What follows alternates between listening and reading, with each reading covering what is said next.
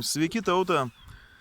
Oi, negaliu tiesiog, žinokit, negaliu, bet piktis į manęs, matydamas taip, kaip meluojama, kaip akivaizdžiai yra mums visiems brūkama, yra melas apie skiepus. Tiesiog negaliu. Ir plus, iš tikrųjų, mano ankstesni klipai irgi turėjo pasisekimą, žmonės pradėjo man skambinti, domėtis, kas paskambina, visą laiką su mielu noru viską plačiau papasakoju, paaiškinu, kas yra vakcinos, kaip jos veikia, aplamai, kas tai per aparatai ir koks jų tikslas yra.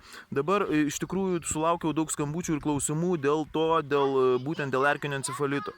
Kadangi visur dabar reklama vėl pilasi per radijas, per televizijas, erkinis encefalitas, visur skiepykitės, mes jūs apsaugosim nuo encefalito. Žinot, kiek aš dabar žinau žmonių, kurie nuo erkinio encefalito pasiskiepė, tapo invalidais? 6.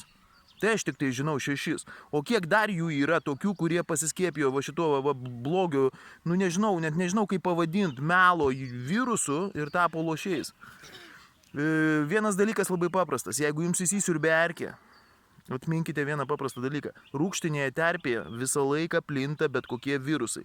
Visos erkės, 100% erkės turi encefalitą.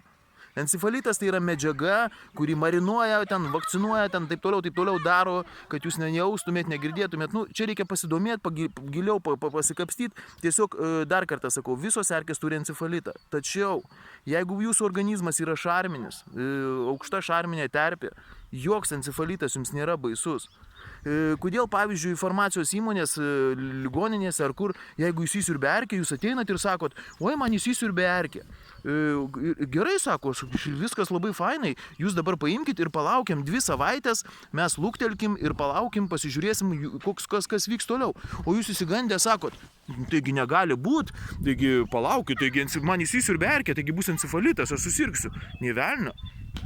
Reikia laukti 2 savaitės ir tik tai tada pasižiūrės jie ir nuspręs, ar jūs turite encefalitą ar ne, jeigu pas jūs encefalitas užprogresuos. Tai ką aš jums ir kalbėjau, jeigu pas jūs bus rūgštinė terpė, būtent encefalitas, ta medžiaga, kuri yra pas kiekvieną erkę, jinai pas jūs užprogresuos.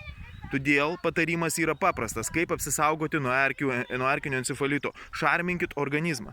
Kaip geriausia yra šarminti organizmą? Soda. Paprasta maistinė soda.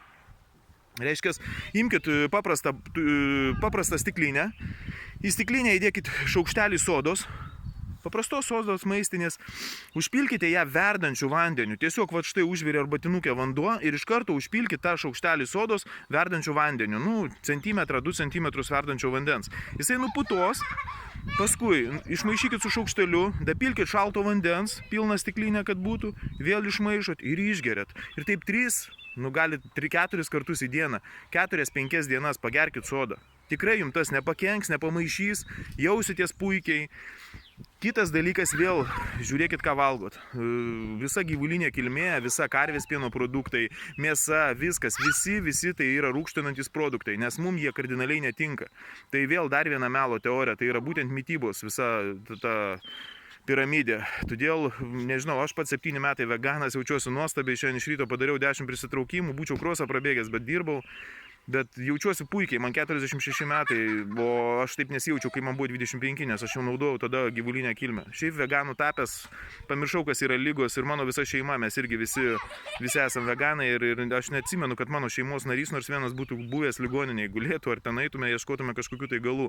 Tuo labiau erkės irgi, jokių mes gyvenam visur, aplink mane yra gamta visur ir ta prasme, nežinau, ir erkių tų aišku pilna, ir mano gyvuliuose pilna, ir anais metais man 2 buvo įsisiurbusios ir aš tikrai ramia sąžinė ir žinau, kad tikrai nebus jokio man encefalito, nes aš moku nuo jo gintis paprasčiausiu būdu, tai yra būtent šarminant organizmą.